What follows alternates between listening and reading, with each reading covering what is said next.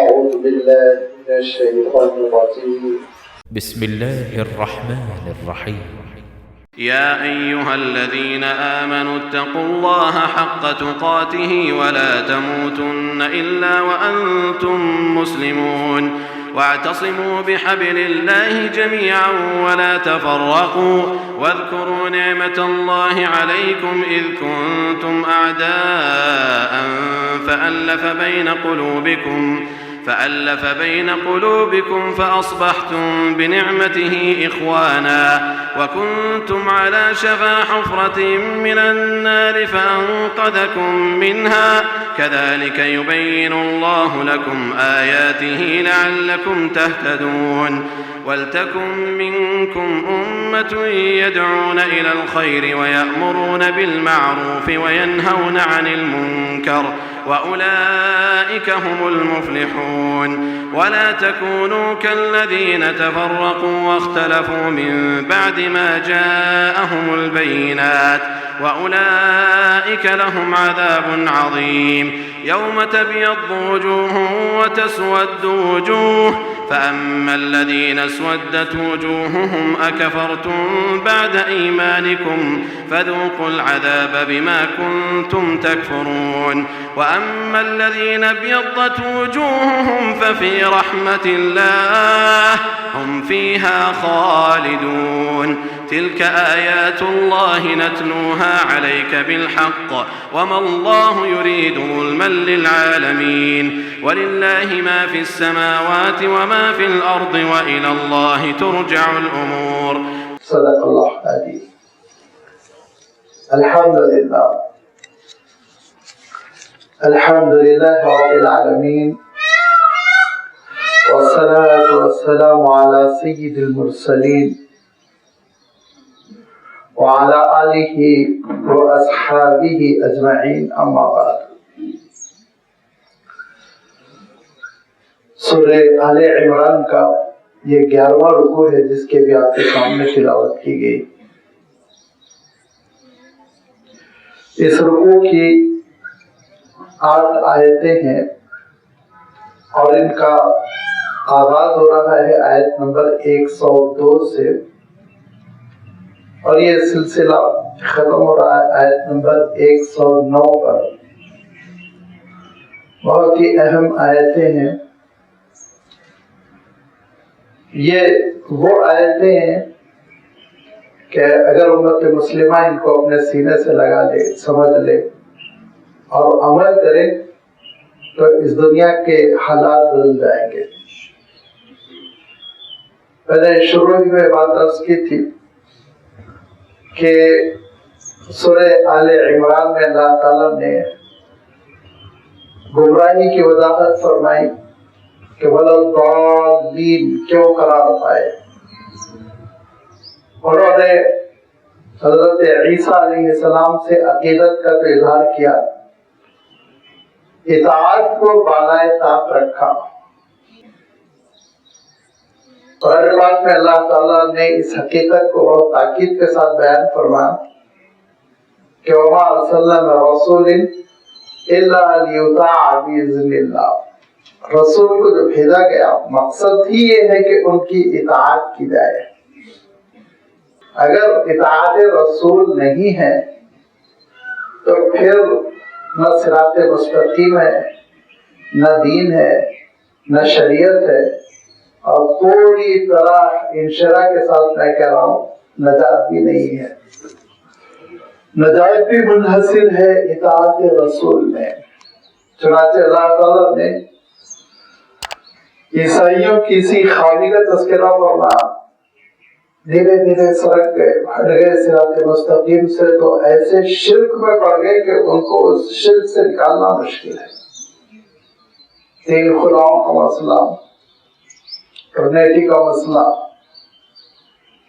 ایک اللہ تعالیٰ، ایک حضرت عیسیٰ علیہ السلام. بعضوں نے کہا تیسری بی بی مریم، بعضوں نے کہا تیسری ذات روح القدس ہولی اسپرٹ.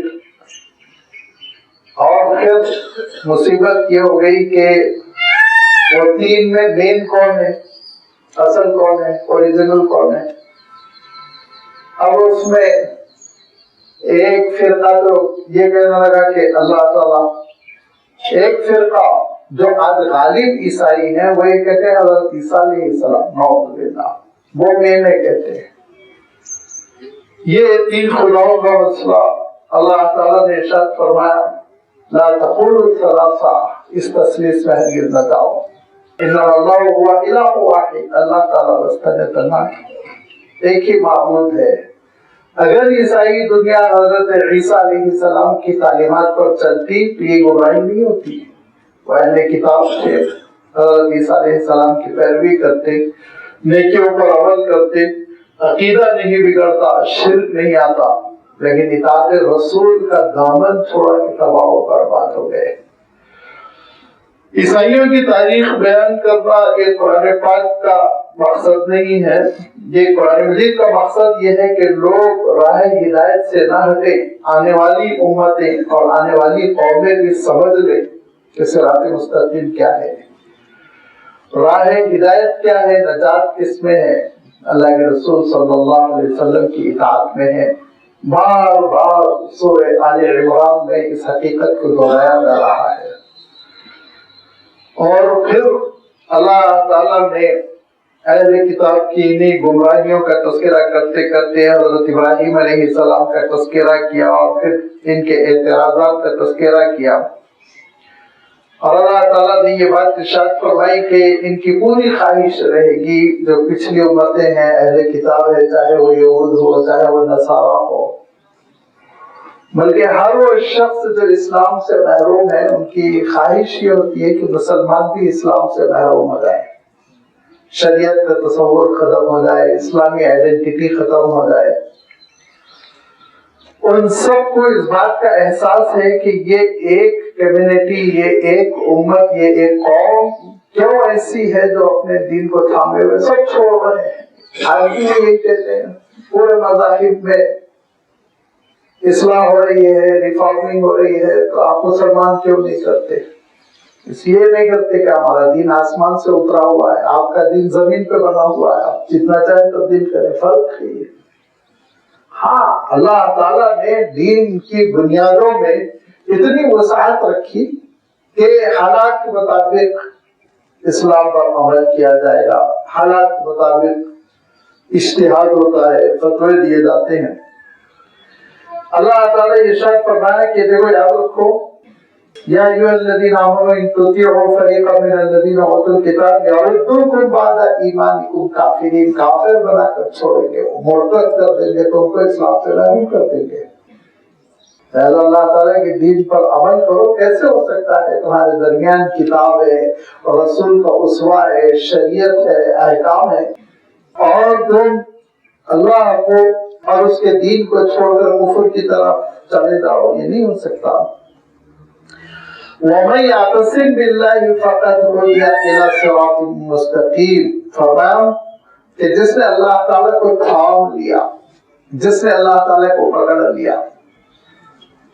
یہ وہ آخری آیت ہے جو گزشتہ درس میں جس کی وضاحت میں نے آپ کی خدمت میں رکھتے ہوئے کہا تھا کہ اللہ تعالیٰ کو تھامنے کی کیا کیفیت ہوگی، اللہ تعالیٰ کو پکڑ لینے اور اللہ تعالیٰ سے تعلق جوڑ لینے کی کیا کیفیت ہوگی، وہ آگے کی آیتوں میں آ رہی ہے۔ وَمَن يَعْتَصِم بِاللَّهِ، جس نے اللہ تعالیٰ کو تھام لیا، وہ غیر اللہ کا نہیں رہا، اللہ کا ہو کر رہ گیا۔ جس نے اللہ تعالیٰ کی بندگی کا حق ادا کر دیا، جڑ گیا اللہ تعالیٰ سے، تو بس وہ صراط مستقیم پر ہے۔ اللہ تعالیٰ سے کیسے ایک بندہ جڑے گا، اس کی بنیادوں کا اللہ تعالیٰ نے تذکرہ فرمایا۔ فرمایا یا ایھا الذین آمنوا اتقوا اللہ حق تقاتہ ولا تموتن الا وانتم مسلمون، اے ایمان والو اللہ کا وہ تقوی اختیار کرو جو اس کے شایان شان ہے، اللہ تعالیٰ کے لیے جو سزاوار ہے، اللہ تعالیٰ کے لیے جیسا ایک بندے کو تقوی اختیار کرنا چاہیے وہ تقوی اختیار کرو۔ وَلَا تَمُوتُنَّ إِلَّا وَأَنْتُمْ مُسْلِمُونَ، اور تم تک موت نہ پہنچے اور تم وفات نہ پاؤ مگر یہ کہ حالت اسلام میں، اس عالم میں کہ تم مسلمان رہو۔ دو حقیقتیں یہاں اللہ تعالیٰ نے بیان فرمائی. یہ ہے کہ تعلق مع اللہ تعالیٰ سے کیسے جوڑیں گے. قرآن مجید میں اللہ تعالیٰ نے کسی بھی انسان کی ہدایت کے لیے جو بڑی حقیقت ہے اس کو تشنا نہیں چھوڑا. بس پردہ سمجھ میں نہیں آ رہا ہے, ہم کو حل نکالنا پڑ رہا ہے, نہیں, رہنمائی کی گئی, مکمل رہنمائی. الاعتصام باللہ, اللہ سے جوڑنا کس کو کہیں گے؟ نمبر 1 تقوی کی بنیاد پر. تقوی آپ جانتے ہیں کس کو کہتے ہیں؟ تقوی جو ہے, اگر میں آسان تشریح کروں تو جو حرام چیزوں اور معصیتوں کے دواعی ہے ان کو چھوڑ دینا. حرام کو چھوڑنا تو یہ تو اسلام ہے, یہ تو شریعت ہے. اللہ کے رسول صلی اللہ علیہ وسلم فرماتے ہیں کہ ایک شرابی شراب نہیں پیتا اس عالم میں کہ وہ مومن ہو, ایمان نکل جاتا ہے. فرمایا قندیل کی طرح آپ صلی اللہ علیہ وسلم فرماتے ایمان نکل کر معلق ہو جاتا ہے, اس وقت وہ حالت ایمان میں نہیں رہتا, مرے گا تو حالت کفر میں. وَلَا يَزْنِي الزَّانِي وَهُوَ يَزْنِي مُؤْمِنٌ, اور کوئی زنا کرنے والا جب زنا کرتا ہے فرمایا وہ مومن نہیں رہتا ہے, ایمان نکل جاتا ہے. ایمان ایک نور کا نام ہے, ایمان ایک روحانیت کا نام ہے, ایمان ایک مقدس چیز ہے. وہ گندگی کے ساتھ کیسے رہے گی؟ وہ گندگی کے ساتھ نہیں رہ سکتی. تو ارشاد فرمایا کہ اس وقت وہ مومن نہیں ہے, ایمان اس کا اڑ چکا, نکل چکا, خالی ہو گیا وہ ایمان سے. مرے گا تو پھر وہ کفر کی حالت میں مرے گا. لہذا معلوم یہ ہوا کہ حرام بین سے بچنا تو ایمان ہے, یہ تو اسلام ہے. تقویٰ جو ہے اور بلند ہے, اس سے ایک اسٹیپ آگے. تقویٰ یہ ہے کہ جو چیزیں حرام کی طرف لے جاتی ہیں, حرام کی طرف موٹیویٹ کرتی ہے, ریکال کرتی ہے, حرام کو یاد دلاتی ہے, حرام کی طرف ترغیب دلاتی ہے, رغبت پیدا کرتی ہے, وہ چیزوں سے بھی ہاتھ روک لینا. یہ مثلا یہ کہ اگر کوئی شراب پینے کا اڈا ہے اور ایک صاحب صرف وہاں دوستی نبھانے کے لیے جاتے ہیں, یہ تقوی کے خلاف ہے. نہیں, آپ نہیں رہیں گے وہاں پہ, کیونکہ اس ماحول میں آپ بیٹھیں گے تو حرام کی دعوت ہو جائے گی, حرام کی رغبت ہو جائے گی, حرام میں الجھ جانے کا اور پڑ جانے کا ڈر ہے. لہذا جس کو کہا گیا اتقوا مواضع الطعام, وہاں جاؤ ہی نہیں جہاں تہمت لگتی ہے. یہ تشریح میں اپنی جانب سے نہیں کر رہا ہوں, اللہ کے رسول صلی اللہ علیہ وسلم نے بہت ہی وضاحت کے ساتھ بیان فرمایا, ارشاد فرمایا الحلال بین والحرام بین. دیکھو حلال بھی بالکل صاف ہے, لسٹ بتا دی گئی, حرام بھی بالکل صاف ہے, لسٹ بتا دی گئی. ارشاد فرمایا کہ ان کے درمیان کچھ مشکوک ڈاؤٹ فل قسم کی چیزیں ہیں. اپنی مثال دی, ارشاد فرمایا دیکھو ہر جو ملک ہوتا ہے اس ملک کی سرحدیں ہوتی ہیں, اور سرحدوں میں کچھ علاقے ایسے ہوتے ہیں جو دونوں ملکوں کے درمیان مشترک ہوتے ہیں. اس میں اگر کوئی داخل ہوتا ہے تو اس کو شوٹ کر دیا جاتا ہے, فائر کر کے مار دیا جاتا ہے. لہذا فرمایا کہ ان مشکوک چیزوں میں بھی نہ پڑنا, حرام کے قریب بھی نہ پھٹکنا, کہ دھیرے دھیرے حرام کی حرمت دل سے نکل جائے, اس کی کراہیت دل سے نکل جائے. پھر ایسا نہ ہو ایک دن تم ملوث ہو جاؤ, فرمایا حلال بین پر زندگی بسر کرو, یہ تقویٰ ہے. یا ایھا الذین آمنوا اتقوا اللہ حق تقاتہ, جیسے اللہ تعالیٰ کی شان, اللہ تعالیٰ کی شان یہ کہ اللہ تعالیٰ ہم کو اور آپ کو زندگی کی ضروریات ہی نہیں عطا کر رہا ہے. اگر اللہ تعالیٰ چاہتا تو میرے اور آپ کے لیے دال اور چاول یہ عنایت فرماتا, یہ کھاؤ پیو ٹھیک ہے, زندگی بسر ہو جاتی. لیکن اس نے تو بہت معاملہ خیر کا کیا, اس نے تو ہم کو ترکاریاں عنایت فرمائی, اس نے تو ہم کو بعض جانداروں کو حلال کر دیا کہ تم ان کو ذبح کر کے گوشت کھا سکتے ہو. اس نے تو اتنا کرم فرمایا کہ ایسے پھل عنایت فرمائے جو ہماری غذائیت بھی ہے, ہمارے لیے اس میں ٹیسٹ بھی ہے, اور پھر ارشاد فرمایا اور آگے بڑھ کر ایسے بھی چیزیں اللہ تعالیٰ نے عنایت فرمائی جو خشک کر کر کے تم رکھتے ہو, سالوں رہتی ہیں. تو اس نے تو ضرورت پر اکتفا نہیں کیا تو تم کیسے صرف اسلام اور صرف یہ کہہ کے بیٹھ جاؤ کہ میں تو بس ایمان لے آیا؟ نہیں، آگے بڑھنا ہے تم کو اللہ کی خوشنودی چاہنے کے لیے، اللہ تعالیٰ کا تقرب حاصل کرنے کے لیے آگے بڑھو اور کوشش کرو، جیسے کہ اللہ کے رسول صلی اللہ علیہ وسلم ارشاد فرماتے ہیں کہ بندہ فرائض کے ذریعے سے اللہ تعالیٰ سے قریب ہوتا ہے اور پھر نوافل کے ذریعے سے اس کو بڑی قربت ملتی ہے۔ فرمایا کہ کبھی تمہارے فرض میں کوئی کمی رہ جائے، نقص رہ جائے، فالٹ رہ جائے تو اللہ تعالیٰ نوافل کے ذریعے سے قیامت کے دن اس کمی کو پورا کر دے گا۔ تو فرمایا نوافل کے ذریعے سے آگے بڑھو، اس کا قرب حاصل کرو۔ تو یہ اللہ تعالیٰ سے ویسا تقوی اختیار کرنا جیسے اللہ تعالیٰ کی شان ہے، اس کے معنی یہ کہ آگے بڑھ کر بندے مومن یہ کوشش کرنا کہ نافرمانی کی بو بھی جہاں سے آ رہی ہے وہاں نہ جائے۔ یہ شان آپ دیکھیں گے حضرت موسیٰ علیہ السلام سارے انبیاء کے واقعات میں ہے، لیکن میں ایک واقعے پہ اکتفا کرتا ہوں کہ جب حضرت موسیٰ علیہ السلام فرعون سے نجات حاصل کرنے کے لیے مصر سے نکل پڑے، ابھی آپ نبی بھی نہیں ہے، رسول بھی نہیں ہے، 20-22 سال کے نوجوان ہیں، وہ قتل کا جو کیس ہوا تھا اس کے بعد آپ راتوں رات مصر سے روانہ ہو گئے۔ تو چلتے چلتے مدین پہنچے۔ مدین میں وہ کنویں کا مسئلہ پیش آیا کہ سارے چرواہے کنویں پہ جمع تھے اور 2 لڑکیاں تھیں جو پانی نہیں لے پا رہی تھی۔ حضرت موسیٰ علیہ السلام نے مدد کر دی اور ان کو اور ان کے جانوروں کو پانی پلا دیا، سیراب کر دیا۔ وہ صاحبزادیاں اپنے گھر گئی اور ایک بزرگ کی صاحبزادی تھی جن کا نام شعیب تھا، جو نبی شعیب نہیں ہے، یہ دوسرے شعیب تھے، اور جا کے انہوں نے یہ واقعہ بیان کیا، ایک نوجوان نے ہماری ایسے مدد کی اور اس چہرے سے اجنبی لگ رہا تھا، علاقائی نہیں لگ رہا تھا۔ تو ان بزرگ نے کہا کہ یہ ان کے ساتھ حسن سلوک نہیں ہے کہ تم نے ان کو ایسے ہی چھوڑ دیا، گھر آؤ میزبانی کریں گے۔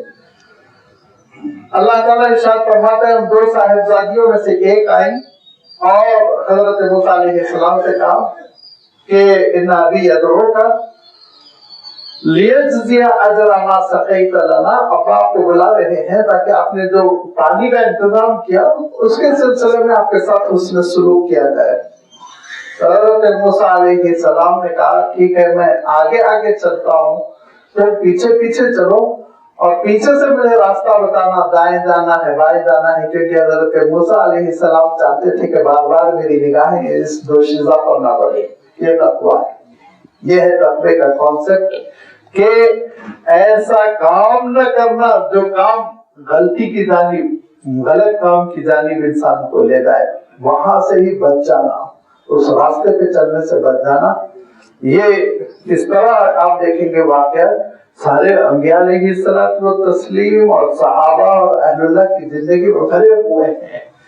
فرمایا دیکھو یہ وہ تقویٰ ہے جو اللہ تعالیٰ کے لیے سزاوار ہے، بندگی کا تقاضا ہے کہ تم اللہ تعالیٰ کے بندے ہو تو تمہارے اندر اس طرح کی کیفیت ہونی چاہیے جس کو صحابہ نے، متعدد صحابہ سے یہ مروی ہے، وہ کہا کرتے تھے کہ حق تقویٰ یہ ہے کہ تم اطاعت کرو، نافرمانی نہ کرو، ذکر کرو، اس کو فراموش نہ کرو، اور یہ کہتے تھے 3 چیزوں کا تذکرہ، اللہ تعالیٰ کی پوری اطاعت کرو، معصیت نہ کرو، ذکر کرو اور اس کو فراموش نہ کرو، اور یاد رکھو وہ بہت بڑا محسن ہے، شکر ادا کرو، ناشکری نہ کرو۔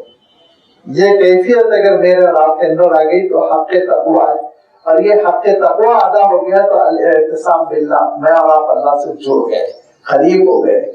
اس کے بعد پھر کیفیت یہ ہوتی ہے کہ جب بندہ اللہ تعالیٰ پر قسم رکھ کے کوئی چیز کا مطالبہ کرتا ہے تو اللہ سے بندوں کی لاج رکھتا ہے، سنتا ہے۔ پھر اور فرمایا وَلَا تَمُوتُنَّ إِلَّا وَأَنْتُمْ مُسْلِمُونَ۔ دوسری بات یہ ہے، اس آیت کا دوسرا جو مطالبہ ہے، اللہ تعالیٰ کا جو دوسرا حکم ہے اس آیت میں، کہ دیکھو موت نہ آنی چاہیے مگر اس عالم میں کہ تم مسلمان رہو۔ لازمی بات ہے موت کب آئے گی، کس وقت آئے گی، کن حالات میں آئے گی، کوئی بندہ نہیں جانتا۔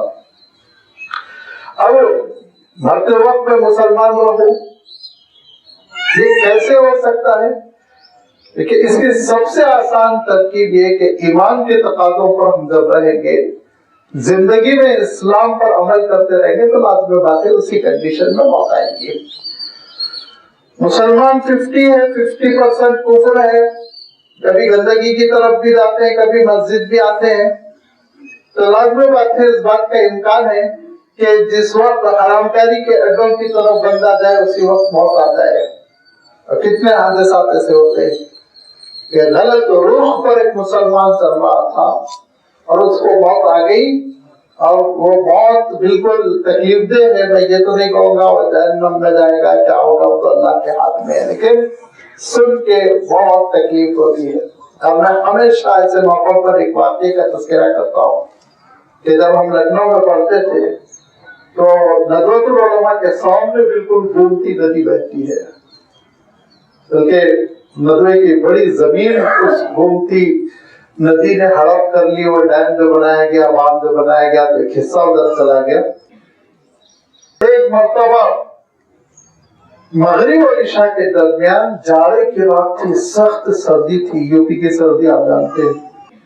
ہم کو یہ اطلاع ملی کہ ندی میں بڑا حادثہ ہو گیا اور ایک کشتی غرق ہو گئی، ڈوب گئی، الٹ گئی۔ تو بھگدڑ مچی، ہم لوگ بھی گئے، رات اندھیرا، پولیس سمجھ میں نہیں آ رہا، لائٹیں لگ رہی ہیں، سب بچاؤ۔ دوسرے دن اخبار میں جو کیفیت آئی تو 45 لوگ اس میں سوار تھے، جس میں سے صرف 4 بچ سکے یا غالباً 5، اور جو لسٹ آئی تو وہ پورے کے پورے غیر مسلم تھے، اور وہ مورتی وسرجن کرنے کے لیے بیچ ندی میں گئے تھے کہ کشتی الٹ گئی، اس میں ایک صاحب مسلمان تھے جو دوستوں کا ساتھ دینے گئے تھے، کیسی موت مر گیا۔ مورتی کو وسرجن کرتے ہوئے مرے نا، اللہ تعالیٰ کو کیا وہ دکھائیں گے؟ یہ ساتھ دینے کی کیا ضرورت تھی؟ کون سی شادی تھی، کون سی میت تھی، کون سی بیماری تھی، کون سی غمخواری تھی، کیا دکھ تھی؟ کیوں ان کی پوجا میں تم شریک ہوتے ہو؟ وَلَا تَمُوتُنَّ إِلَّا وَأَنْتُمْ مُسْلِمُونَ۔ اسلام پر رہو، اسلام پر رہو، توحید پر رہو، اللہ کے دین پر رہو، تو لازمی بات ہے اللہ تعالیٰ وفات بھی دے گا تو ویسے ہی وفات دے گا۔ وَلَا تَمُوتُنَّ إِلَّا وَأَنْتُمْ مُسْلِمُونَ، اس کا تقاضا یہ بھی ہے کہا اس بات کی کوشش کرو۔ اللہ کے رسول صلی اللہ علیہ وسلم نے بھی اس کی تاکید کی، اور صحابہ کی کیفیتوں میں بھی آتا ہے کہ تمہاری وفات اس عالم میں ہونی چاہیے کہ اللہ تعالیٰ کے ساتھ گمان اچھا ہو۔ ایک انصاری صحابی کی علالت کی اطلاع ملی، اللہ کے رسول صلی اللہ علیہ وسلم عیادت کے لیے تشریف لے گئے۔ یہ اللہ کے رسول صلی اللہ علیہ وسلم کی متواتر سنت تھی، جب بھی کسی کی بیماری کی اطلاع ملتی تو مسلمان غیر مسلم کی بھی عیادت فرماتے۔ جو آج ہماری یہ شہری زندگی کے مسائل جو بکھرے ہوئے ہیں، کمپٹیشن کا جو عالم ہے، اس میں یہ سنت ہم سے چھوٹ جاتی ہے۔ عیادت ایسی سنت ہے کہ اللہ کے رسول صلی اللہ علیہ وسلم ارشاد فرماتے جو اپنے بیمار بھائی کی عیادت کے لیے نکلتا ہے تو پھر راستے بھر فرشتے اس کے لیے دعا کرتے ہیں، راستے بھر فرشتے اس کے لیے دعا کرتے ہیں۔ تو اللہ کے رسول صلی اللہ علیہ وسلم عیادت کے لیے تشریف لے گئے اور پوچھا کہ بتاؤ حال کیا ہے؟ تو انہوں نے کہا کہ خوف بھی ہے، امید بھی ہے۔ فرمایا کیا؟ کہا اللہ کے غضب کا خوف بھی ہے، ڈرتا بھی ہوں پکڑ نہ ہو جائے، امید بھی ہے، وہ ارحم الراحمین ہے، رحمتوں کا معاملہ کرے گا۔ تو اللہ کے رسول صلی اللہ علیہ وسلم فرماتے ہیں جو اس کیفیت میں مرے گا تو اللہ تعالیٰ اس کے دل میں جو خوف ہے اس کا ازالہ فرمائیں گے، اس کے دل میں جو امید ہے وہ عنایت فرمائیں گے۔ یہ کیفیت اللہ سے تعلق جڑا رہنا چاہیے، اچھی امید رکھنا چاہیے۔ آپ صلی اللہ علیہ وسلم فرماتے تھے کہ اللہ کا فرمان ہے، حدیث قدسی کا مفہوم ہے کہ آپ صلی اللہ علیہ وسلم نے فرمایا کہ اللہ کا فرمان ہے انا عند ظن عبدی، تم جیسا میرے ساتھ گمان رکھو گے میں ویسا معاملہ کروں گا۔ لہذا ہمیشہ اللہ سے اچھا گمان رکھنا، اور جب ہمیشہ اچھا گمان رہے گا تو حالت نزاع میں بھی وہ گمان اچھا رہے گا۔ تیسری چیز یہ بھی ہے اس کا تعلق مرنے والے سے کم اور آس پاس کے لوگوں سے زیادہ ہے کہ وَلَا تَمُوتُنَّ إِلَّا وَأَنْتُمْ مُسْلِمُونَ، خاتمہ بالخیر ہو۔ آپ صلی اللہ علیہ وسلم فرماتے تھے کہ جس کا آخری جملہ لا الہ الا اللہ محمد رسول اللہ تو اللہ تعالیٰ اس کو ضرور جنت میں داخل کرے گا۔ لازمی بات ہے، بسا اوقات مرض اتنا سنگین ہو جاتا ہے، زبان نہیں چلتی، کانشیس نہ رہتے ہیں، بے ہوشی میں رہتے ہیں، لیکن یاد رکھیے اطراف و اطناف کے لوگ جو تیمہ داری کر رہے ہیں، خدمت کر رہے ہیں، ان کو اللہ کے رسول صلی اللہ علیہ وسلم نے حکم دیا کہ آپس میں تم کلمہ پڑھتے رہو۔ پیشنٹ سے نہ کہو کلمہ پڑھو، وہ تو بیچارہ نزا کے عالم ہے، پر میں آپس میں تم ایک دوسرے کو کلمے کی تلقین کرتے رہو۔ تو سنتے سنتے اس کی زبان چلے گی اور وہ کلمہ پڑھے گا، اگرچہ کہ کبھی ہونٹ ہلتے ہوئے محسوس نہیں ہوتے، اور اگر زبان نہ بھی چلے، اتنا وہ مفلوج ہو گیا ہو، تب بھی اس کے دل و دماغ میں کلمہ گونجتا رہے گا۔ یہ خاتمہ بالخیر ہے۔ لہذا یہ تینوں مفہوم امام ابن کثیر رحمۃ اللہ علیہ بیان کرتے ہیں کہ اسلام پر عمل کرتے رہو، اسلام پر موت آئے گی۔ اللہ کے ساتھ اچھا گمان رکھو، اچھا اللہ تعالیٰ معاملہ فرمائے گا، خاتمہ بالخیر ہو، اس بات کی کوشش کی جائے۔ وَلَا تَمُوتُنَّ إِلَّا وَأَنْتُمْ مُسْلِمُونَ وَاعْتَصِمُوا بِحَبْلِ اللَّهِ جَمِيعًا وَلَا تَفَرَّقُوا۔ اللہ تعالیٰ سے تعلق مضبوط رکھنے کا دوسرا طریقہ، دوسرا نسخہ، وَاعْتَصِمُوا بِحَبْلِ اللَّهِ جَمِيعًا، اللہ کی رسی کو مضبوطی کے ساتھ تھام لو۔ حبل اللہ، حبل رسی کو کہتے ہیں، حبل ذریعے کو کہتے ہیں، حبل بیچ کے طریقے کو کہتے ہیں، واسطے کو کہتے ہیں۔ کوئی بھی آپ ترجمہ کیجئے کہ اللہ تعالیٰ سے تم مضبوطی کے ساتھ ایک رسی کے ذریعے مضبوطی سے تھام کر جڑے رہو۔ زیادہ تشریح جو احادیث میں آئی حبل اللہ کی وہ قرآن پاک، اللہ کے رسول صلی اللہ علیہ وسلم فرماتے تھے وہ حبل اللہ المتین الممدود من الارض الى السماء، یہ وہ اللہ کی رسی ہے جو زمین سے آسمان اور آسمان سے زمین تک ہے جڑی ہوئی، اس کو پکڑے رہو۔ اور ایک حدیث میں اللہ کے رسول صلی اللہ علیہ وسلم ارشاد فرماتے، بڑا طویل واقعہ ہے کہ کوفے کی مسجد میں بڑا شور ہو رہا تھا، سرگوشیاں، لوگ ڈیبیٹ کر رہے تھے، ادھر ادھر کی باتیں کر رہے تھے۔ حضرت علی نے اپنے خاتم اور اپنے شاگرد سے پوچھا کہ حارث الاعور ان کا نام ہے، کیا مسئلہ ہے، کیوں شور ہو رہا ہے؟ تو کہا یہی لوگ عقیدے پہ، عمل پہ، اس پر اس پر کر رہے ہیں، شور کر رہے ہیں، اپنی اپنی رائے دے رہے ہیں۔ تو حضرت علی رضی اللہ تعالیٰ عنہ نے فرمایا کہ تقریباً یہی سچویشن ایک مرتبہ مسجد نبوی کی ہوئی تھی کہ لوگ آپس میں حضرت بلند آواز میں بات چیت کر رہے تھے، تو اس وقت اللہ کے رسول صلی اللہ علیہ وسلم باہر تشریف لائے اور اللہ کے رسول صلی اللہ علیہ وسلم نے کہا ابھی میں موجود ہوں، بحث و بحثی میں لگ گئے تم لوگ، آگے تو بہت فتنے آنے والے ہیں، فرمایا بہت فتنے۔ آپ صلی اللہ علیہ وسلم فرمایا کرتے تھے سَتَكُونُ الْفِتَنُ كَقِطَعِ اللَّيْلِ الْمُظْلِمِ، اتنے فتنے ہوں گے، اتنے فتنے ہوں گے جیسے کالی رات چھا گئی۔ اب سمجھ میں آتا ہے وہ اللہ کے رسول صلی اللہ علیہ وسلم کا ارشاد کیوں تھا، عموم جو ہے ہر طرف سے فتنہ آ رہا ہے۔ تو صحابہ نے کہا کہ یا رسول اللہ مل مخرج منہا، تو ہم نکلے کیسے؟ تدبیر تو بتائیے، مرض تو آپ نے بتایا۔ تو اللہ کے رسول صلی اللہ علیہ وسلم نے اس وقت ارشاد فرمایا کتاب اللہ، اللہ کی کتاب، وحبل اللہ المتین، وہ رسی ہے جو جس کا ایک سرا روحانی ہے، آسمانی ہے، دوسرا سرا تمہارے ہاتھ ہے، اس کو تھام لو، اس کو تھام لو۔ اس میں پچھلی دنیا کی تاریخ بیان کر دی گئی، تمہارا مستقبل بیان کر دیا گیا، اس میں احکام بھی ہے، اس میں وعظ و نصیحت بھی ہے، اور اس کی ایک ایک بات انتہائی جچی تلی سنجیدہ ہے، کوئی دلگی کی بات اور کوئی فکشن نہیں ہے کہ غیر واقعاتی قسم کی چیزیں بیان کر دی گئی، اس کو تھام لو، ارشاد فرمایا۔ حضرت علی رضی اللہ تعالیٰ عنہ نے اس موقع پہ حدیث بیان فرمائی، اور حدیث کی کتابوں میں آپ کو یہ حدیث ملے گی۔ اسی لیے حبل اللہ کی زیادہ تر تفسیر مفسرین نے قرآن مجید سے کی کہ وَاعْتَصِمُوا بِحَبْلِ اللَّهِ جَمِيعًا، سب مل کے قرآن پاک کو تھامے رہو، اور اس کا نتیجہ کیا ہوگا؟ وَلَا تَفَرَّقُوا، اختلاف برپا نہیں ہوگا، تفرقہ نہیں ہوگا۔ ابھی انشاءاللہ آگے آ رہی ہے آیت، اور اس کی وضاحت آپ کی خدمت میں رکھی جائے گی کہ تفرقہ کیا ہے اور اختلاف کیا ہے۔ کیونکہ اختلاف تو بہرحال ذہن کے اعتبار سے ہوتا ہے، اختلاف وہ دراصل ذہانت کا نتیجہ ہے، لیکن تفرقہ یہ مزاج کا نتیجہ ہے، مزاج لڑ پڑنا، اکھڑ جانا، دوریاں اختیار کرنا، اور پھر یہ تفرقہ کبھی کبھی اللہ نہ کرے یہ پھر لڑائی جھگڑا، مار پیٹ، قتل، غارت گیری، اور جو مسلمانوں کے ہاتھ ایک آسان نسخہ ہاتھ میں آ جاتا ہے، مباح الدم، خون اس کا جائز ہے، مارو اس کو، نکل گیا اسلام سے، یہ کیفیت پیدا ہونے لگتی ہے۔ فرمایا کہ نہیں، تفرقے کی اجازت نہیں ہے، ولا تفرقوا، سب مل کے اللہ کی رسی کو مضبوطی سے تھام لو۔ معلوم یہ ہوا کہ قرآن مجید کے احکام پر جب تک آپ عمل کریں گے اختلاف نہیں ہوگا، سوال ہی نہیں پیدا ہوگا۔ سب کو کہا گیا نماز پڑھو، سب نماز پڑھیں گے، لیکن کوئی نئی چیز آپ ایجاد کر کے اس پہ حجت کریں گے تو اختلاف ہوگا، جھگڑا ہوگا۔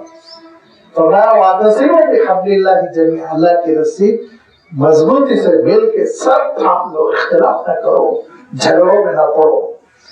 دوسرا حکم ہو گیا اللہ تعالیٰ سے تعلق جوڑنے کے لیے قرآن مجید سے جڑے رہنا ہوگا، اس کی تلاوت سے جڑے رہنا ہوگا، اس کے معانی کو سمجھنے کے لیے جتن کرنے ہوں گے اور اس پر عمل کرنا ہوگا۔ اور اللہ تعالیٰ نے بار بار قرآن مجید میں یہ بات بھی ارشاد فرمائی کہ اس کے ذریعے سے لوگوں کو دعوت دینی ہوگی۔ جب ہم یہ کرتے رہیں گے تو ہم اللہ تعالیٰ سے جڑے رہیں گے۔ تیسری چیز، وَاذْكُرُوا نِعْمَتَ اللَّهِ عَلَيْكُمْ إِذْ كُنْتُمْ أَعْدَاءً فَأَلَّفَ بَيْنَ قُلُوبِكُمْ فَأَصْبَحْتُمْ بِنِعْمَتِهِ إِخْوَانًا۔ یاد رکھو تم آپس میں جھگڑے کر رہے تھے، پہلیوں میں بٹے ہوئے تھے، کیا عرب کیا عجب، پوری دنیا جھگڑوں میں پڑی ہوئی تھی، ہر آدمی الگ الگ رخ پر مذہب بنایا ہوا اور الگ الگ بت کو پوج رہا تھا۔ اس موقع پہ اللہ تعالیٰ نے کیا کیا؟ پھر اللہ تعالیٰ ارشاد فرماتا ہے لَقَدْ مَنَّ اللَّهُ عَلَى الْمُؤْمِنِينَ إِذْ بَعَثَ فِيهِمْ رَسُولًا مِّنْهُمْ، اللہ کا احسان ہوا، نعمت ہوئی کہ اللہ نے اپنے رسول کو بھیجا۔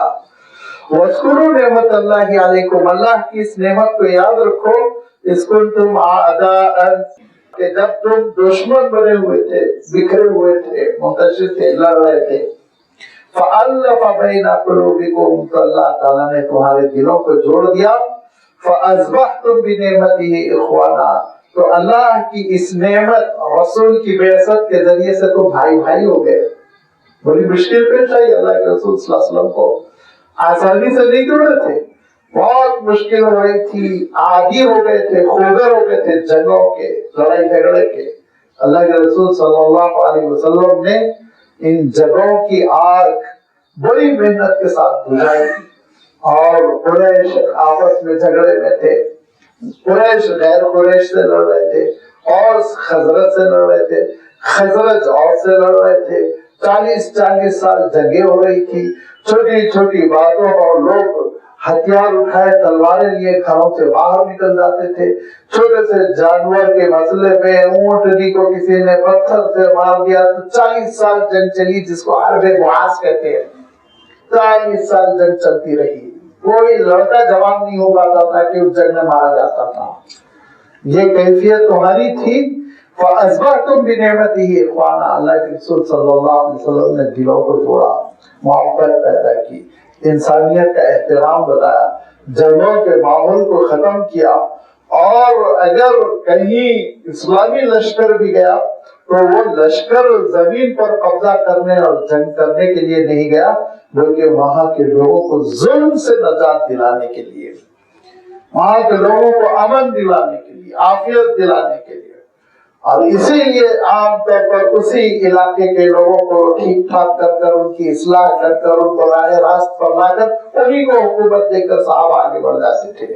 فَأَصْبَحْتُمْ بِنِعْمَتِهِ إِخْوَانًا، اور تاکید یہ تھی، اللہ کے رسول صلی اللہ علیہ وسلم فرماتے تھے تم جاؤ تو یاد رکھو اگر تم پر کوئی تلوار سے حملہ کر رہا ہے تو اسی کا مقابلہ کرنا، کسی بوڑھے پہ تم تلوار نہ اٹھانا، کسی خاتون کی بے عزتی نہ کرنا، کسی جانور کو قتل نہ کرنا، کسی گرینری کو، ہرے بھرے درخت کو نہ اکھاڑنا، اتنی تاکید کرتے تھے اللہ کے رسول صلی اللہ علیہ وسلم۔ ایسے امن پھیلایا گیا۔ وَكُنْتُمْ عَلَى شَفَا حُفْرَةٍ مِّنَ النَّارِ، تم تو آگ کے دہانے پر پہنچ چکے تھے، انسانیت ختم ہونے جا رہی تھی، انسانیت خودکشی کرنے جا رہی تھی۔ اگر اللہ کے رسول صلی اللہ علیہ وسلم کی بعثت نہ ہوتی تو ایک عالمگیر قسم کی ہلاکت ہوتی۔ جب اسلام سے دور ہوئے عالمی جنگیں لڑی کہ نہیں لڑی؟ اس میں مسلمانوں کا کیا حصہ ہے؟ سوچ لیجیے آپ، ورلڈ وار اٹھا کر دیکھیے، مسلمانوں کا کوئی حصہ نہیں، یہی آپس میں لڑتے چلے گئے۔ First world war, second world war, یہ سب انہوں نے آپس میں جنگیں کی۔ کیوں؟ ہدایت سے محروم، انسانی حقوق نہیں معلوم، انسانیت کا احترام نہیں، انسانوں سے محبت نہیں۔ فرمایا تم تو آگ کے داہنے میں تھے، فَأَنْقَذَكُم مِّنْهَا، اللہ تعالیٰ نے آگ سے تم کو بچایا، توحید کی نعمت دی، دین کی نعمت دی۔ كَذَلِكَ يُبَيِّنُ اللَّهُ لَكُمْ آيَاتِهِ لَعَلَّكُمْ تَهْتَدُونَ۔ اللہ تعالیٰ دیکھو اپنی آیتوں کو، اللہ تعالیٰ اپنی نعمتوں کو، اپنے احسانات کو یوں ہی کھول کھول کر بیان کرتا ہے تاکہ تم راہ راست پر رہو، تہتدون، ہدایت پر رہو۔ یہ تیسری نعمت ہے اللہ کے رسول صلی اللہ علیہ وسلم کی۔ پہلا اللہ تعالیٰ سے تعلق جوڑنے کا جو فارمولا ہے وہ تقویٰ، دوسرے قرآن مجید کو تھام لینا، تیسرے اللہ کے رسول صلی اللہ علیہ وسلم کی اطاعت۔ اللہ کے رسول صلی اللہ علیہ وسلم نے جیسے جوڑا ویسے جوڑ جانا۔ اللہ کے رسول صلی اللہ علیہ وسلم کا نام لے کر بکھرنا نہیں، لڑنا نہیں۔ جو یہ سمجھتا ہے کہ اللہ کے رسول صلی اللہ علیہ وسلم کا نام لے کر امت کو اجاڑے گا اور ان کو بکھیر دے گا، ان کو لڑائیوں میں مبتلا کرے گا، جھگڑے پیدا کرے گا، تو وہ اللہ کا دشمن، اللہ کے رسول کا مجرم، سارے مسلمانوں کا مجرم، قیامت کے دن پیر نہیں ہل سکے گا اس کو جب تک کہ جواب نہ دے دے۔ لہذا فرمایا دیکھو تیسری چیز ہے اللہ کے رسول صلی اللہ علیہ وسلم سے جڑنا، وہی صراط مستقیم ہے، وہی نجات کا ذریعہ ہے، وہی ہماری منزل ہے، وہی ہمارا راستہ ہے۔ اللہ سے تعلق کیسے قائم ہوگا؟ میں نے کہا نا تھوڑی نہیں ہے، یہاں پہ ساری حقیقتیں بیان کر دی گئی۔ ایک تو ایک حرام چیزوں سے دور سے بچنا، قریب بھی نہ پھٹکنا۔ قرآن مجید میں کیا کہا گیا؟ وَلَا تَقْرَبُوا الزِّنَا کہا گیا، قریب نہیں جانا۔ لا تزنوا نہیں کہا، زنا نہ کرنا نہیں کہا، قریب نہیں پھٹکنا، قریب نہیں پھٹک۔ آنکھوں کا زنا کہا، ہاتھ کا زنا، پیر کا زنا، سب سے بچنا۔ بدنگاہی بھی نہ کرنا، گندی باتیں بھی نہ کرنا، فحاشی بھی نہیں اگلنا۔ یہ ساری چیزوں کے ذریعے سے تم گناہوں کے قریب ہو جاؤ گے۔ تو پہلی چیز تو ہوئی تقویٰ، دوسری چیز ہو گئی وہ اللہ کی رسی کو مضبوطی سے تھام لینا، قرآن مجید سے تعلق رکھنا، تلاوت کا تعلق، تدبر کا تعلق، عمل کا تعلق، دعوت کا تعلق۔ اور تیسری چیز یہ ہو گئی اللہ کے رسول صلی اللہ علیہ وسلم کا سچا امتی بن کر رہنا، ایسا امتی جو اللہ کے رسول صلی اللہ علیہ وسلم قیامت کے دن دیکھ کر دست شفقت اس کے ساتھ پر رکھے، اپنے آپ کو اس قابل بنانے کی کوشش کرنا۔ آگے چوتھی چیز کا تذکرہ ارشاد فرما، وَلْتَكُن مِّنكُمْ أُمَّةٌ يَدْعُونَ إِلَى الْخَيْرِ وَيَأْمُرُونَ بِالْمَعْرُوفِ وَيَنْهَوْنَ عَنِ الْمُنكَرِ وَأُولَٰئِكَ هُمُ الْمُفْلِحُونَ۔ یہ چوتھی چیز جو ہے یہ تمہاری آئیڈینٹی کو برقرار رکھنے والی چیز ہے، اور تم میں ضرور یہ ایسی امت ہونی چاہیے، یعنی پورے انسانوں میں یہ امت مسلمہ، اور تم میں ضرور ایک ایسی امت ہونی چاہیے جو خیر کی دعوت دیتے رہیے، ہمیشہ خیر کی جانب بلاتی رہے، وَيَأْمُرُونَ بِالْمَعْرُوفِ اور نیکیوں کا حکم کرتی رہے، وَيَنْهَوْنَ عَنِ الْمُنكَرِ اور ناپسندیدہ چیزوں سے منع کرتی رہے، وَأُولَٰئِكَ هُمُ الْمُفْلِحُونَ یہی ہے وہ جو بامراد رہیں گے، کامیاب رہیں گے۔ پہلی چیز اس میں یہ ہے يَدْعُونَ إِلَى الْخَيْرِ وَيَأْمُرُونَ بِالْمَعْرُوفِ۔ ظاہر ایسا محسوس ہوتا ہے ایک ہی حقیقت کو دو الگ الگ تعبیر میں بیان کیا گیا، دو الگ الگ لفظوں کے ذریعے سے اللہ تعالیٰ نے ایک ہی حقیقت کو بیان کیا، لیکن ایسا نہیں۔ يَدْعُونَ إِلَى الْخَيْرِ میں ہے فکر، عقیدہ کی جانب دعوت دینا، خیر، کامیابی کا جو راستہ ہے اس کی جانب بلانا، یہ ہے دعوت الی الخیر، اچھائی، نیکی جو ہے، جو اسلام ہے، اسلام کا سسٹم ہے، دین ہے، عقیدہ ہے، معاملات ہے، اس کا تعارف کرانا۔ یأمرون بالمعروف میں تربیت کا پہلو ہے، نیکیوں کا حکم کرنا، اپنے بچوں کو نیکیوں کا حکم کرنا، اپنے گھر والوں کو نیکیوں کا حکم کرنا، اپنے رشتہ داروں کو نیکیوں کی تلقین کرنا، اپنے اہل تعلق کو، اپنے ملازمین کو، اپنے چھوٹوں کو، اپنے بڑوں کو، سب کو نیکیوں کی تلقین کرتے رہنا، ان کو بتلاتے رہنا یہ نیکی ہے کرو۔ اللہ تعالیٰ ارشاد فرماتا ہے نبیوں کے تذکرے میں کہ ان کا عالم یہ تھا کہ وہ نمازوں کا حکم دیتے تھے، اللہ کی راہ میں خرچ کرنے کا حکم دیتے تھے۔ اللہ تعالیٰ نے یہ نبیوں کی صفت بیان فرمائی اور یہ ارشاد فرمایا اور خود ہم سب سے خطاب کر کے کہ وَأْمُرْ أَهْلَكَ بِالصَّلَاةِ وَاصْطَبِرْ عَلَيْهَا، گھر والوں کو نماز کا حکم دو ارشاد فرمایا۔ اور فرمایا کب حکم دے سکو گے؟ حکم اس وقت دے سکو گے وَاصْطَبِرْ عَلَيْهَا، جبکہ تم خود اس پر ثابت قدم رہو۔ خود نماز میں ڈنڈی مارتے تو بچوں کو کیا نماز کا حکم دے سکیں گے؟ جو خود نماز کا پابند ہوتا ہے تو اس کے لیے یہ آسان ہوتا ہے کہ اپنی آنے والی نسل، اپنا کنبہ، اپنے خاندان کو نماز کی ترتیب فرمائے، حکم دے دیں۔ اللہ تعالیٰ نے تلقین کر دی، اللہ کے رسول صلی اللہ علیہ وسلم نے ارشاد فرمایا کہ دیکھو بچے 7 سال کے ہو جائیں نماز کا حکم دو، 10 سال کے بعد سرزنش کرو، تاکہ ان کو معلوم ہو کہ گھر کے بڑے اس معاملے میں سنجیدہ ہیں، ایسے ہی نہیں کہ کہہ دیا چھوڑ دیا قصہ ختم۔ ہمارا عالم یہ ہے کہ نماز کے پابند ہم لوگ نہیں، مسجد میں موجود بہت اچھے لوگ ہیں، لیکن اکثر و بیشتر لوگوں میں یہ دیکھا گیا کہ خود نماز کے پابند ہوتے ہیں ریٹائرمنٹ کے بعد، اور گھر میں بچے سوتے پڑے رہتے ہیں، مسجد میں امام کو مؤذن کو ستاتے رہتے ہیں، تیرا پیجامہ ایسا، تیری ٹوپی ایسی، تیری تلاوت ایسی، بغیر سنتے پڑے مصلی پہ کھڑے ہو گئے اور ایسا ہوا، لیٹ آتے ہیں لوگ مہمان سے، ساری چیزیں مسجد میں، گھر میں نہیں۔ گھر جا کر دیکھیے نوجوان پڑے سو رہے ہیں، بے حیائی کر رہے ہیں، گناہ کر رہے ہیں، وہاں نہیں چلے گی۔ یہ ترتیب اللہ تعالیٰ نے پسند نہیں فرمائی۔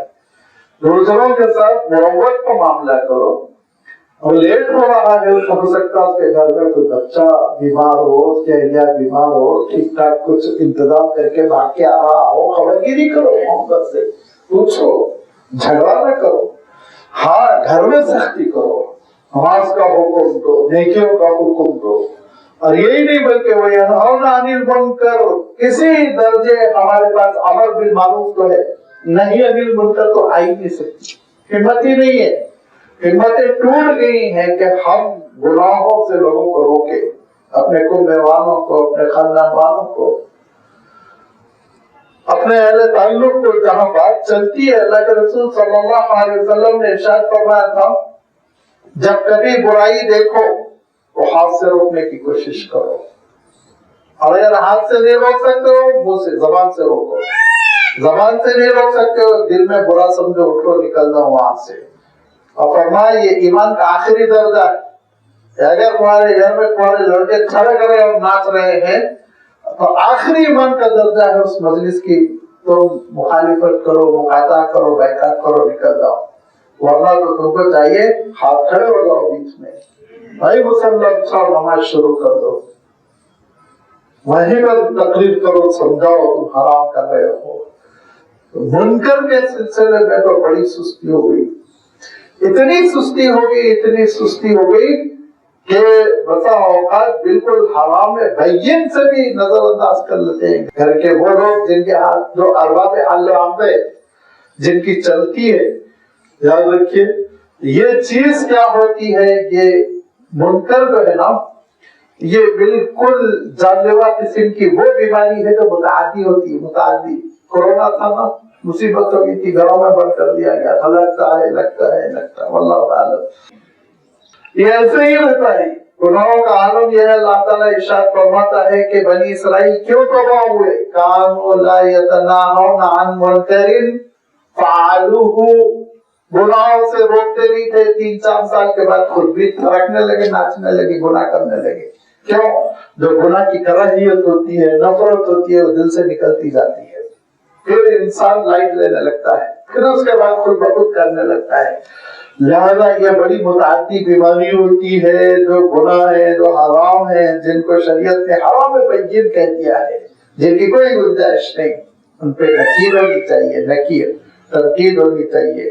کیسے اگر میرا بس چلتا ہے، اللہ تعالیٰ نے اس پوزیشن میں رکھا کہ میں خرچہ اٹھاتا ہوں، میں ساری ذمہ داریاں اٹھاتا ہوں، تو مجھے بالکل ہاتھ سے روکنا چاہیے.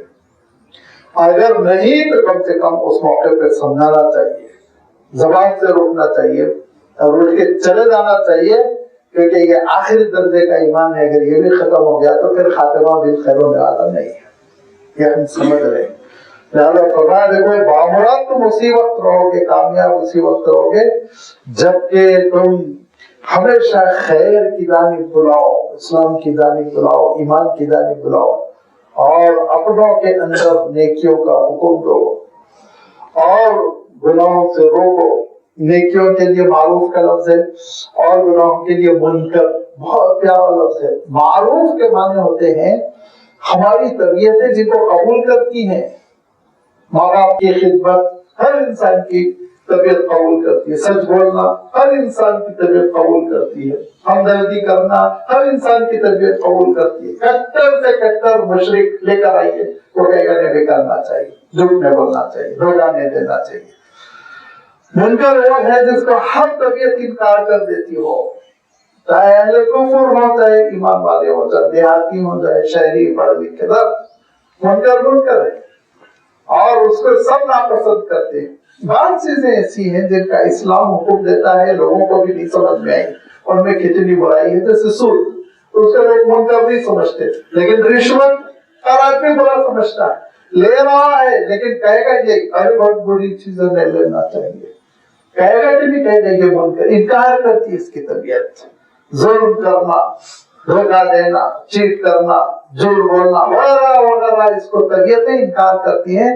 تو اللہ تعالیٰ نے ایسا اخلاقیات کا درس دیا کہ دیکھو معروف اسلام میں وہ ہے، نیکی اسلام میں وہ ہے جن کو طبیعتیں جانتی ہیں، اور اسلام میں گناہ وہ ہے جن کا طبیعتیں انکار کرتی ہے، خود نفس انسانی انکار کرتی ہے. فرمایا کہ دیکھو یہی تمہاری آئیڈینٹی برقرار رکھے گی، یہی تم کو اللہ تعالیٰ سے جوڑے رکھے گی.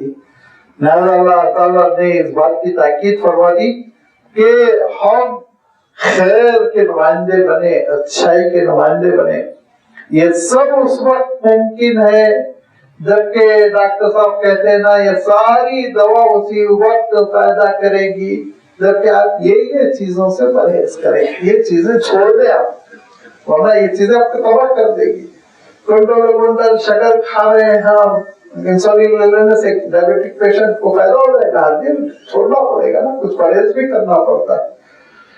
وَلَا تَكُونُوا كَالَّذِينَ تَفَرَّقُوا وَاخْتَلَفُوا مِن بَعْدِ مَا جَاءَهُمُ الْبَيِّنَاتُ. ان لوگوں میں سے نہ بنو جنہوں نے تفرقہ ڈالا اور حقائق آ جانے کے بعد بینات، کھلی ہوئی دلیل، کھلا دین، کھلا عقیدہ، اللہ کی کتاب، اللہ کے احکام آ جانے کے بعد اس میں انہوں نے اختلاف کیا، رائے زنی کی، اس کے خلاف جانے کی کوشش کی. تو فرمایا ان میں سے تم نہ بنو. خاص طور پر اللہ کے رسول صلی اللہ علیہ وسلم فرمایا کرتے تھے کہ پچھلے کتاب والوں کا کیا حشر ہوا، بہتر فرقوں میں وہ بٹ کر رہ گئے، کیا کیا انہوں نے کہانیاں قصے گھڑ لیے. اور فرمایا میری امت بھی کم نہیں رہے گی. ارشاد فرمایا یہ تو 73 فرقوں میں بٹیں گے. صحابہ پریشان ہوئے، اللہ کے رسول مسئلہ کیسے حل ہوگا؟ تو اللہ کے رسول صلی اللہ علیہ وسلم فرماتے ما انا علیہ واصحابی، میں اور میرے صحابہ جس مسلک پہ ہے نا، جس جماعت پر ہے، جو موقف ہے، جو عقیدہ ہے، جو عمل ہے، وہ تمہارے لیے راہ نجات، اس میں چلو گے نجات ملے گی. لہذا فرمایا وَلَا تَكُونُوا كَالَّذِينَ تَفَرَّقُوا، تفرقہ نہ ڈالو، بکھر نہ جاؤ. وَاخْتَلَفُوا مِن بَعْدِ مَا جَاءَهُمُ الْبَيِّنَاتُ، اور کھلی ہوئی دلیل آ جانے کے باوجود اختلاف میں پڑے رہے. وَأُولَٰئِكَ لَهُمْ عَذَابٌ عَظِيمٌ، ان کے لیے تو عظیم عذاب ہے، بہت بڑا عذاب ہے. اتنا بڑا عذاب ہے کہ اس کا اشارہ آگے آ رہا ہے. مگر اس سے پہلے میں آپ کی خدمت میں یہ بات رکھ دوں کہ دیکھیے میں نے کہا تھا اشاروں میں کہ تفرقہ مزاج کا نام ہے، اختلاف علم کا نام ہے. آپ مطالعہ کریں گے، تحقیق کریں گے، آپ ایک نتیجے پہ پہنچیں گے. اللہ تعالیٰ نے آپ کو سوچنے کی صلاحیت دی، ذہن دیا ہے، تو لازمی بات ہے آپ ایک نتیجہ اخذ کرتے ہیں. اور دوسرے سے کہتے ہیں میں آپ کی بات سے ایگری نہیں کرتا، آپ کی بات سے میں اختلاف کرتا ہوں، کوئی حرج نہیں. صحابہ میں تھا، صحابہ کی آپس میں اختلافات ہوتے لیکن تفریقے کی شکل میں نہیں ڈالتے. تفرقہ کس کو کہتے ہیں؟ تفرقہ کہتے ہیں کہ آپ الگ ہو جانا، بائیکاٹ کرنا اور سامنے والے کو کنڈم کرنا اور نکیر کرنا، تنقید کرنا. ایک چیز مجھے اچھی لگ رہی ہے اور میں اس پہ عمل کر رہا ہوں، یہ ڈریس میں پہنا ہوا ہوں، یہ مجھے اچھا لگ رہا ہے، سہولت ہے اس میں. لیکن میں جو دوسرا کپڑا پہنا ہوا ہے اس کے اوپر تنقید کروں، اس کی تنقید کروں، اسے یہ کہوں تو اسلام پہ نہیں ہے، مسلمان نہیں ہے، فتویٰ دو، یہ تفریقہ ہے. یہیں سے جھگڑے ہوتے ہیں. جتنے جھگڑے ہیں آپ تاریخ اٹھا کر دیکھ لیجیے، امور میں ہیں جن کے سلسلے میں اللہ تعالیٰ قیامت میں سوال ہی نہیں کرے گا، پوچھے گا ہی نہیں. یہ افضل ہے، وہ افضل ہے، یہ کرنا ہے، وہ نہیں کرنا، مستحب میں یہ، مستحب میں. قیامت کے دن فرض نمازیں اگر مل جائے پوری ٹھیک ٹھاک ٹیکنیکلی، اس میں کوئی کمی خامی نہ رہے، تو اللہ کے رسول صلی اللہ علیہ وسلم نے فرمایا کہ قد افلح، کامیاب ہو گئے تم. اب ہم جھگڑا کس میں کر رہے ہیں؟ جھگڑا ہم کر رہے ہیں کہ تراویح 20 رکعت ہے کہ 8 رکعت ہے. جو پڑھنا ہے پڑھ لو، جس کو 8 پہ انشرا ہے 8 پڑھ لے، جس کو 20 پر انشرا ہے 20 پر پڑھ لے. جھگڑا کیوں؟ جھگڑا کہاں ہوتا ہے؟ 8 والے 20 پہ تنقید کر رہے ہیں، 20 والے 8 پہ تنقید کر رہے ہیں. کیوں کر رہے ہیں؟ اپنا اپنا کام کرو. اس میں سوال نہیں ہونے والا ہے قیامت کے دن. جتنا ہو سکے قیام اللیل کرو. امام مالک رحمۃ اللہ علیہ تو 36 رکعت تک جاتے تھے. رمضان میں عبادت میں کثرت مطلوب ہے، چھوڑو، جھگڑے کا موضوع نہیں ہے. لہذا یہ جتنی چیزیں ہیں آپ اٹھا کر دیکھ لیجیے، وہ ہے جس کا سوال قیامت میں نہیں ہونے والا ہے. قیامت میں تو یہ سوال ہوگا کہ تم فرائض کی ادائیگی کرتے تھے کہ نہیں کرتے تھے. فرائض، نماز، زکات، روزہ، حج، یہ تو پوچھے جائیں گے، اس میں ڈنڈی نہیں مار سکتے. قیامت کے دن پیر میرے اور آپ کے نہیں سڑک سکیں گے جب تک کہ حلال و حرام کا مسئلہ کہاں سے کمایا تھا. حرام آمدنی تو نہیں تھی تمہاری، آمدنی میں ملی ہوئی، وہ تو پوچھا جائے گا. کہاں خرچ کیا تھا؟ گندگی پہ تو خرچ نہیں کیا تھا، گناہوں کے لیے تو نہیں خرچ کیا تھا، اللہ کی نافرمانی میں تو خرچ نہیں کیا تھا، اسراف تو نہیں کیا تھا. یہ تو سوال ہوگا. لیکن یہ سوال ہرگز نہیں ہوگا کہ تم نے پورے خاندان میں ایک قربانی دی تھی اور ہر آدمی نے قربانی دی تھی. جو کرنا ہے کر لو، ہر آدمی قربانی دینا دے لے، پورے خاندان سے ایک قربانی دینا ہے دے لو. یہ ہم نے حقیقت کو جو دین تھا اصل اس کو پس پشت ڈال دیا اور دکھاوے کی چیزوں میں ہم پڑے ہوئے ہیں، جھگڑے کر رہے. فرمایا ایسے تفریقے میں نہ پڑو، آپس میں ایسے جھگڑوں میں نہ پڑو. یہ تفریقہ کا کیا عالم ہے؟ یہ پہلے لفظی تنقید، اختلافات، ڈیبیٹ، پوسٹر چھاپ رہے ہیں، کتاب چھاپ رہے ہیں. اس کے بعد موقع مل گیا تو آستین چڑھانا، تھوک اڑانا، اور موقع مل گیا تو سامنے والے کو مبارک دم کہہ کے سولی پہ چڑھانے کی کوشش کرنا. یہ مسلمانوں کا مزاج بگڑ گیا. جتنا انسانیت کا احترام اسلام میں ہے کہ اللہ کے رسول صلی اللہ علیہ وسلم کعبۃ اللہ کو دیکھتے ہوئے کہتے ہیں کعبۃ اللہ تو بہت محترم ہے لیکن مسلمان کے خون سے زیادہ محترم نہیں ہے. فرمایا مسلمان کے خون سے زیادہ محترم ہے. اور آپس میں ایک دوسرے کا خون بہاتے ہیں. کیسے؟ قیامت کے دن اللہ تعالیٰ کو وہ دکھائیں گے. فرمایا دیکھو یہ ہوگا، یوم تبیض وجوہ وتسود وجوہ. ان لوگوں کے لیے عظیم بہت بڑا عذاب ہے، اور اس عذاب کی ایک شکل یہ کہ اس دن کچھ چہرے چمکنے لگیں گے سفید. آپ صلی اللہ علیہ وسلم نے فرمایا برف کی مانند، اوریجنل برف جیسے سفید ہوتی ہے. وتسود وجوہ، اور بعض چہرے کالے سیاہ. اور اللہ تعالیٰ نے خود فرمایا جیسے کالی رات ہوتی ہے، اندھیری رات، اتنا چہرے پہ کالی کر لی جائے گی. کیوں؟ جیسے ہی نام اعمال دیا جائے گا اور اللہ تعالیٰ کی جانب سے حکم ہوگا اقرا کتابک، پڑھ اپنا نام اعمال، فیصلہ کر تو کون سے گروپ میں. وابتغ اليوم ایھا المجرمون، مجرموں کو الگ کر دو، مومنوں کی صفوں سے مجرموں کو نکال دو. اور جیسے ہی مومنوں، محسنوں، نیک लोगों की सफों से मुजरिमों को अलग किया जाएगा और वो नाम अमाल को देखेंगे, देखते ही उनके चेहरे स्याह पड़ जाएंगे, तारीकी छा जाएगी, मायूस हो जाएंगे। फअम्मल लज़ीना स्वद्दत वजूहुहुम, ये वो लोग होंगे जिनके चेहरे स्याह पड़ेंगे।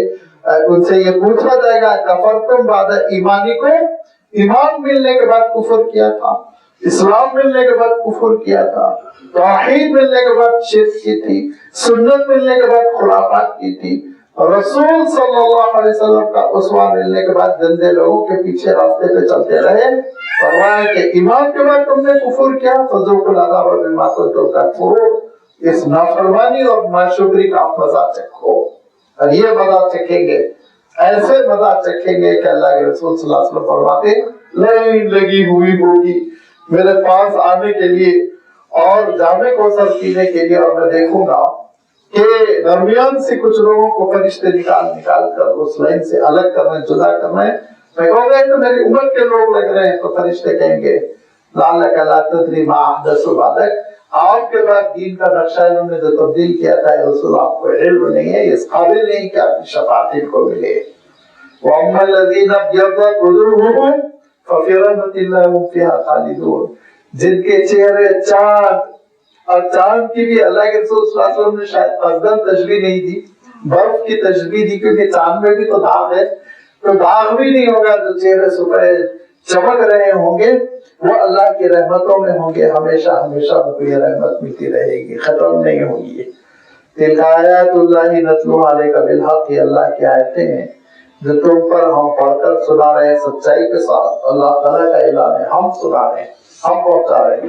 वल्लाहु युरीदु ज़ुल्मन लिल आलमीन, और अल्लाह ताला किसी के साथ भी जुल्म को पसंद नहीं करता। अल्लाह ताला सबके साथ रहमत चाहता है, करम चाहता है, आफियत चाहता है, मग़फ़िरत चाहता है। इंसानी है नाफरमानी की तरफ जाता है, गुनाहों की तरफ जाता है, अल्लाह ताला के निज़ाम से बगावत करता है, और गुनाहों को एक एक गुनाह को खोल खोल कर बयान किया जा रहा है, इसके करीब ना पहुंचो, फिर भी उसी में मजा आता है, उसी की तरफ लपकता है, उसी की तरफ जाता है। गलत में बात है, उसमें अल्लाह ताला का नौज़ु बिल्लाह ज़रा बराबर जुल्म नहीं, जुल्म तो खुद इंसानों का है, बंदों का है जो अपने आप पर जुल्म करते हैं और जहन्नम को अपना ठिकाना बनाते हैं। ऐसा फरमाया, देखो इख्तिलाफात में ना पड़ो, झगड़ों में ना पड़ो, जो दीन हनीफ है, जो फराइज है, जो हलाल बैयिन है, ये चीजों को पकड़ लो। जो हराम है, फराइज को खो देना है, नेकियों को छोड़ देना, इनसे इज्तिनाब करो, तो फिर तुम्हारे अंदर तक़वा भी है, तुम्हारे अंदर अल्लाह के रसूल सल्लल्लाहु अलैहि वसल्लम की इताअत भी है, तुम्हारे अंदर कुरान मजीद से वाबस्तगी भी है। एक आयतुल्लाह, ये अल्लाह की आयतें हैं, ये किसी मुफक्किर के ख्यालात नहीं, गौर से सुनो, ये अल्लाह की आयतें हैं। नतलुहा, पढ़कर भी कौन सुना रहा है? अल्लाह ताला। किसको? अलैका, ए रसूल, आपको, बिलहक़, पूरी हकीकत के साथ, सच्चाई के साथ। वल्लाहु युरीदु ज़ुल्मन लिल आलमीन वलिल्लाहि मा फ़िस समावाति व मा फ़िल अर्ज़, और अल्लाह ही के लिए है जो कुछ है आसमानों में और जो कुछ है जमीन में, उसी की मिल्कियत है, किसी की कोई मिल्कियत नहीं है। चंद दिनों के लिए अल्लाह ताला मिल्कियत देता है, किसी को 5 साल के लिए, किसी को 50 साल के लिए, उसके बाद छीन लेता है, किस्सा खत्म हो जाता है। व इलल्लाहि तुरजउल उमूर, ये हुकूमत, मिल्कियत, ये सब अल्लाह की तरफ लौट कर जाने वाली है। ये जमीन और आसमान का तन्हा मालिक हकीकी जब अल्लाह ताला है, और वो जब तुमको अहकाम दे रहा है, और दे रहा है करने के लिए, जिंदगी गुजारने के लिए करीना और सलीका दे रहा है, तो उसको छोड़कर तुम कहाँ जाओगे, कैसे बामुराद हो सकते हो? सोच लो। ये वो उम्मत है जो उम्मत खैर है, और क्यों उम्मत खैर है, वो क्या इस उम्मत की खुसूसियात है जिसकी वजह से अल्लाह ताला ने इस उम्मत को उम्मत खैर करार दिया।